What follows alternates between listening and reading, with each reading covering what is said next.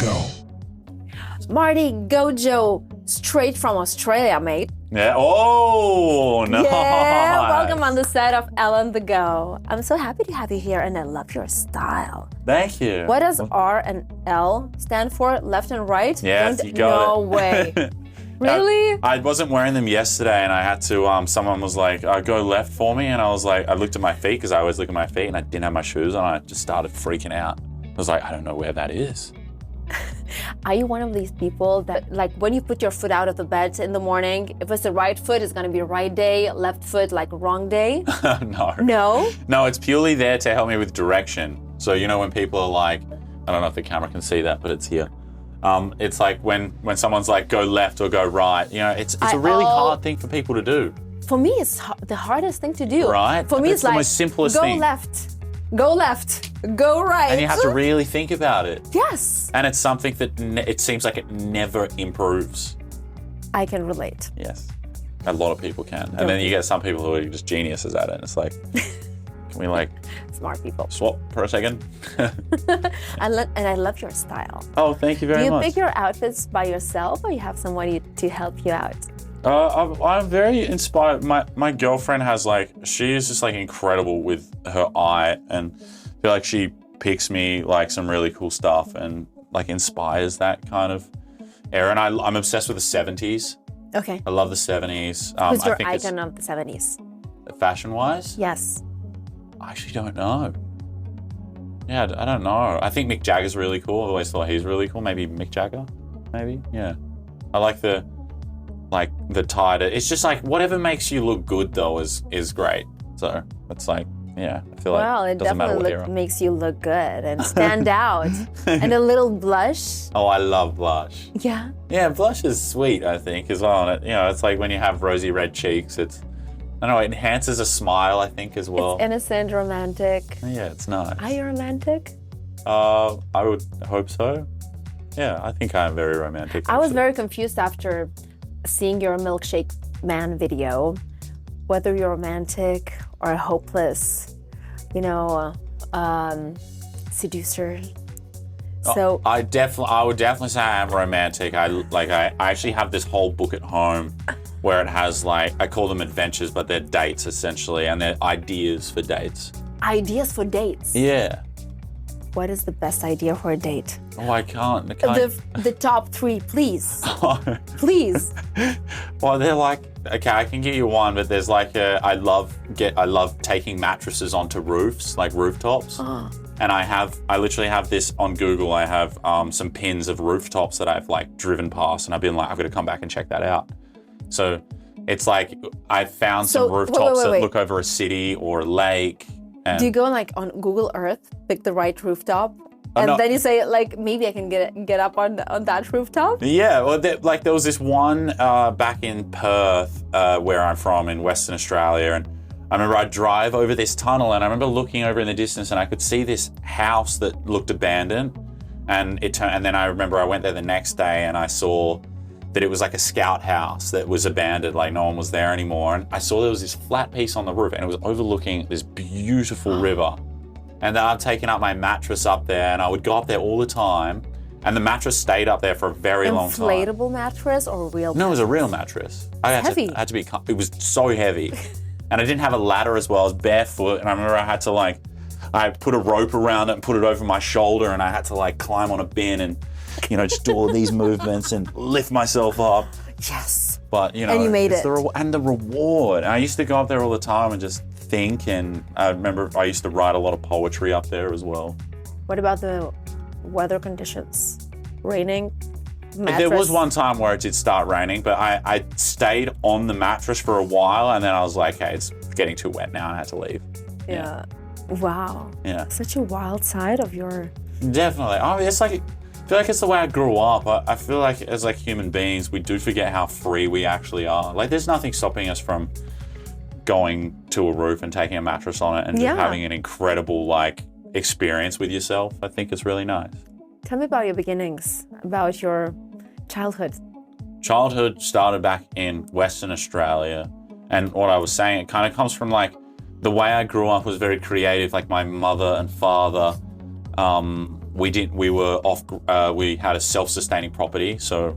What does that mean? So that means like where we would drink water, it was all from like the rain, and our power was from the sun, and our food was from the land, and it was like ways that my dad had thought, like the way that we used to harvest power, electricity, so the lights at night, is he had gotten like 12 recycled car batteries, and he put them in like this little hut thing, and then what us kids would have to do, we'd have to move a solar panel during the day to keep it in the sun, which was attached to like a car chassis, and then that would charge the batteries, then which would power our lights at night. So it was like, wow. Yeah, and it was like we didn't have TV. Well, we had TV, but I mean it was never really used because if you turn the TV on, it would drain the battery a lot. Of course. Yeah, so it was used for mum when she wanted to check the weather or anything like that. But yeah, so I was around a lot of like mum and dad creating things, and we weren't like very financially stable. So that's I think a big reason why we lived the way we did. And it was the greatest childhood, I think. I've only ever had one childhood, but it was a very beautiful childhood. And I learned a lot through a lot of different life aspects. Wow, this is really very unique, very unusual. I remember going to university and doing a 1 week survival week where all we had was a little backpack, no phones, nothing at all, just a couple snacks. Then we had to find food by ourselves, like in the woods, and we just like if you want to fish, you go fishing. If you want to like cross the river, you build your own boat. And I think that's good. And it was amazing. Yeah, right. And it's you learn this.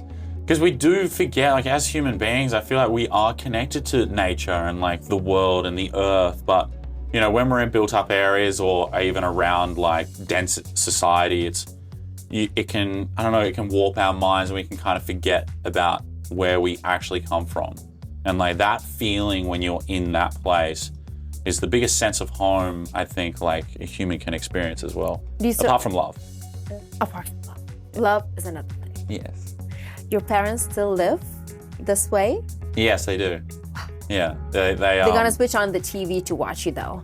Yes, they're gonna drain the battery, but for a good reason. Maybe this time they are actually connected to the power, but they don't really watch it much, and they live on a block of land where they just plant trees, and like my mum, she is so beautiful, and she always calls me and she'll tell me how she just had a really nice like day out with the trees and talking to the ducks and feeding the ducks, looking after the bees. Like it's really nice. Oh, and it's nice. So sweet. I feel so much related.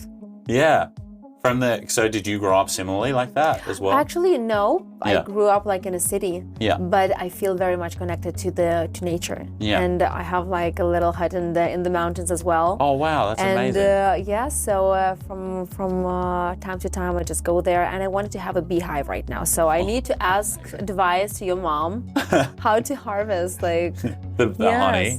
Oh yes, yeah. yes. And honey is one of the greatest spreads ever. So tell me like a typical day in your childhood. You woke up like 7-year-old, flashback. 7-year-old, I feel like we were always creating things. If that was like.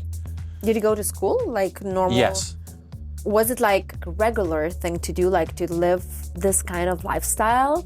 Or your like classmates were living in a different way, or it was. How was it? I feel like combination? The way that we lived was very unique to like everyone very around original. us. Yes, and even I know it's like even when we went to school, like I have this story actually about my brother.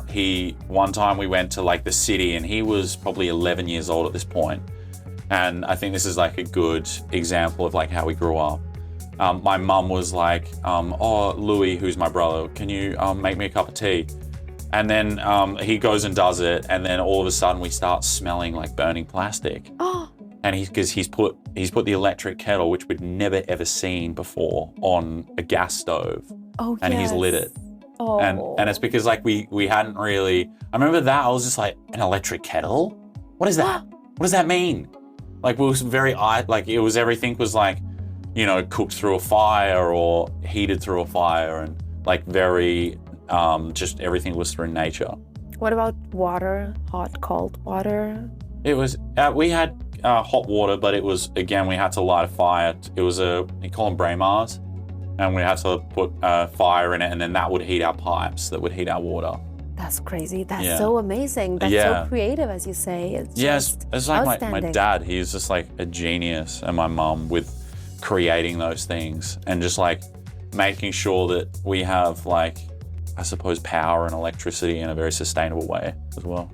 Well, it looks like you're talking about nowadays, like about present times, because we always try to come back to the best things that we used to do in the past. Yeah. And today... It is a recurring thing. Yes. So today is just all about coming back to nature, coming back to, you know, just not trying to interfere that much with the environment as well, not mess up too much at least. Yes.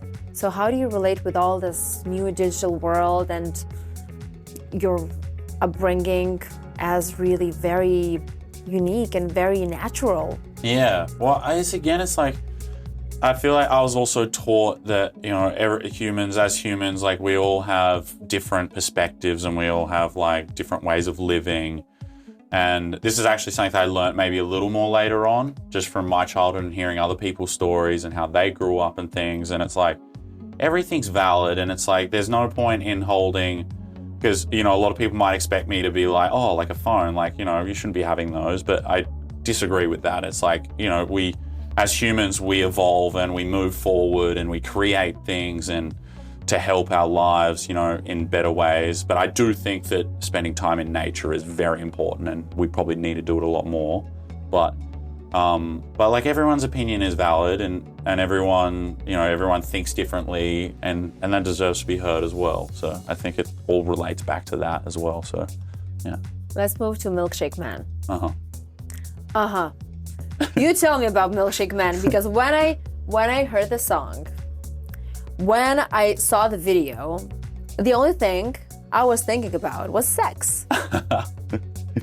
So what's about the song? Tell me. Well, this is funny. That's what I love about songwriting as well. Is like you have multiple meanings on songs, and it's like until you do a deep dive into like the artist and who they are and their experiences and what they wrote it about, it's like that's kind of when you know as well. And it comes back to a lot with my childhood, what I was saying. It's like, I remember like when I went to the cities and stuff like that, I was a little bit lost and I didn't really know how to adapt in that because I came from such an isolated kind of part of the world. And then like, I feel like my confidence in myself, you know, me being expressive, which I always have been, was a little bit more affected. And that was like a big thing for me to kind of transition into. And then all of a sudden I started to find it. And when I started to like find myself again and be who I am, who I've always been, I remember thinking like, you know, that was such an empowering moment for me. And I remember like I wrote it down and stuff like that. And it was a concept I've wanted to write about for a very long time. So Milkshake Man is a metaphor of being, the Milkshake Man is a larger than life character who represents me in this case, but also represents everyone because it is in everyone, is a character that is larger than life, very vibrant, and, you know, wants people to look into that world and feel inspired to feel the same.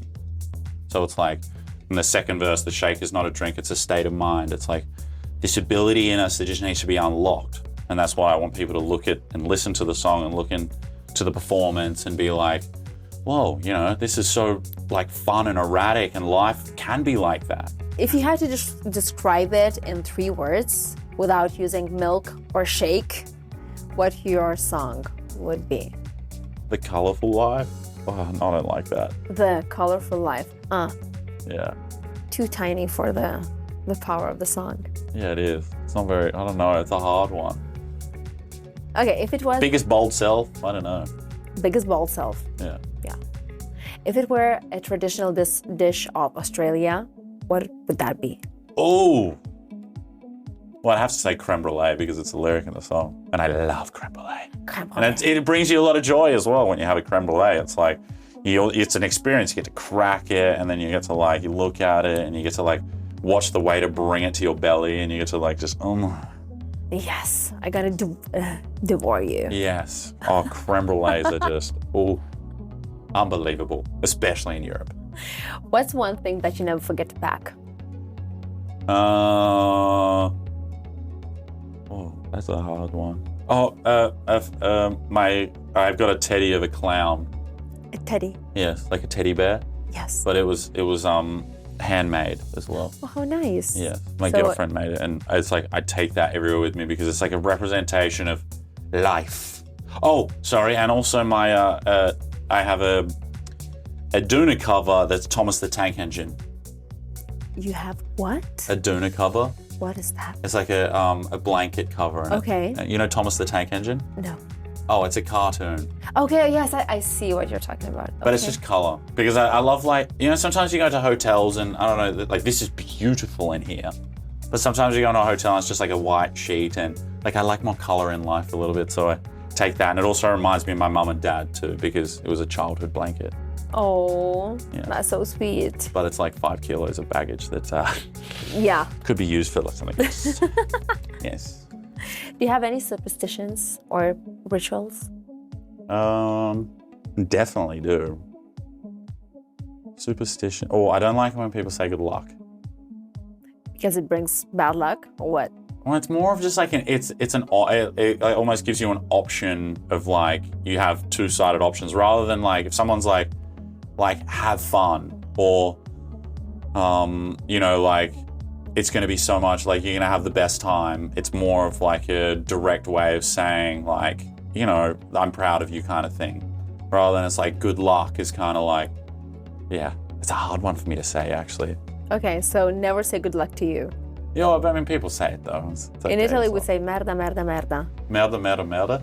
Yes. What does that mean? Shit, shit, shit. I love that. Yeah, they say that. Yeah. I'm not joking. Before someone's about to go do something great? Well, it means that basically whatever happens is going to be either a gift or a lesson. Yeah. So you just go for it. Yeah. You just do your thing. Oh, there you go. That's really cool. Yeah. I love that. And I love that mindset and attitude. It's great. Because all you can ever do is your best. Do you ever have the fear of messing up? Oh, definitely. Yeah? Yeah, but I won't linger on it or think about it. I mean, it's possible in every situation. And I feel like I realize a lot even in life, even like with like interviews, right? It's like sometimes an articulation can come across as like, I don't know, like a little bit jaggedy or something, but like when you realize like we all have our own personality and the way of articulating things, it's kind of like you can never really mess up. Yeah. Apart from being on Eurovision and like getting a lyric wrong or something.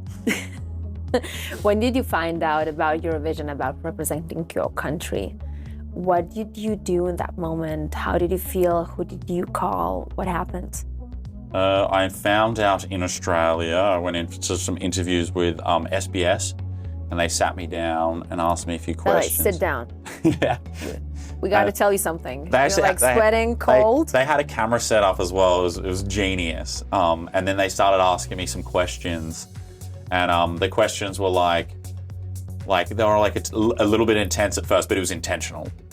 And then it was about the fourth question. They were like, and how does it feel to be representing Australia in this year's Eurovision? And that was when it was like, I understood what was going on. I was being filmed for my reaction, for my genuine reaction. Yes. And it was just like one of the most insane liberating feelings I think I've felt. Liberating. Yeah, and it's just like to think is, you know, don't you find like in those situations you always revert back to when you're a child and it's like, imagine if they saw this moment, like, I don't know how proud they would be and how like they'd be like, no, that's not real. That's unbelievable. And it was just really, really cool. What did you do right after? I called my mum. Yeah? Yeah, it was hilarious. My mum's so Australian. And we got it on film and put it on social media and it was just, yeah, her reaction is just so Australian. What was that? She just says like very Australian things in it. Yeah, I can't relay. You have to go watch it. Oh. Yeah. Australian things, because you got like really Australian things. Very Australian things. Secret? What are your hidden talents? I can ride a unicycle. Unicycle, okay. Yes, I can. I'm actually really good at ice skating. Uh-huh. One of my favorite talents, though, that I haven't done in a while, but I got really, really good at one time, is in a lift shaft. You know how you just go on a lift shaft? I was from level 2 to level 1, so just one stage of a lift. I can strip down completely naked and put my clothes back on before the door opens again. We want a demonstration. Everyone wants a demonstration. It will happen. It will happen. I haven't done it in a while, though, so really? So rusty. we're on the 3rd floor right now, so you can just dress and dress. Undress and dress, yeah. In one level of a lift going from 2 to 1. Totally. Yeah. So, but if you you go out like this, you step in dressed, you step out undressed, what do you do next? Hasn't happened. I'm too good for that. I'm too talented. I'm too skillful at the task. Wow. Really? Yeah, there's been It's just like a transformation. But it's like you take your clothes off, but you always have to put on the safeties first. You just rip them off, or you just really take them off and just throw them away? What? Yeah, it's like take off, pants off, and then and shoes like this might be a bit hard. Yeah, normally you can just flick it off like that, and then it's like sock off and then sock on. But socks are second. You put the jocks on first, because in case the elevator does open, you need to be protected. I've thought about it a lot, yeah. Did you practice a lot for this? Yes. Yes. I used to work in a lift shaft, and I didn't do it in the lift shaft, but I used to work as a lift shaft operator for a very long time. Okay. In construction. In construction? Yes. Wow. So multi-talented. Yeah. And when did music arrive in your life? Music arrived, I think, when I was 13. I always had it because mum and dad have always been obsessed with music. My mum was also in a band in the 80s. Ooh. Yeah, she was the front woman, and she has such a one of the most beautiful voices I've ever heard. And I'm not just saying that because she's my mother. I'm saying that because it's very unique, and I love unique voices. Like a voice that you can hear on the radio and you know exactly who it is. Yes. But then I got my guitar when I was, I think, 14 or 13. And that was when I kind of started writing songs. Writing songs, and after you started writing songs, you just got your first gig. What happened? Well, no, then I was writing my own songs, and then I think it was like 5 years later, I learned that all you need is a computer to make songs. So I became obsessed with producing and production, because a lot of people don't know that I write and produce all my stuff. So I started producing a lot and just making songs, and then I would fly to Los Angeles and I would meet up with writers, and then we would write the songs together on the productions that I had made, and then they would typically sing on it. So I didn't sing for a while. I'd always sung, but it was something that I kind of hid a lot. And then it took one session with this guy who is extremely talented. His name's Greg Allday. And he, in the session, was like, you need to sing a lot more. You have a very unique tone. And it was just that one sentence that changed everything. And then I was like, okay, and just started singing on everything after that. Give it a try. Yeah. And it worked out. Now look at you. I know. If you were not a musician, what would you be? I would like to say something like my mum and dad, just living off the land, but I think I do have a passion and a drive in, I don't know, I love to bring joy. I know I have a lot to offer with bringing joy to people. I think through personality and I sort of like writing songs, but I mean, that's off the table now. I figure out, okay. Let's play a little game. Okay, bring it on. So, what's your superpower? Superpower? Yeah. I have a belly that is just, I can eat whatever I want, and it's just an absurd amount. No way. Yeah, if we had an eating contest in the Eurovision, with all the contestants, I would dominate. Dominate, really? Yeah. Whatever you eat, and you stay lean like this, or you train a lot? I train a little bit, but not the scale of what I eat.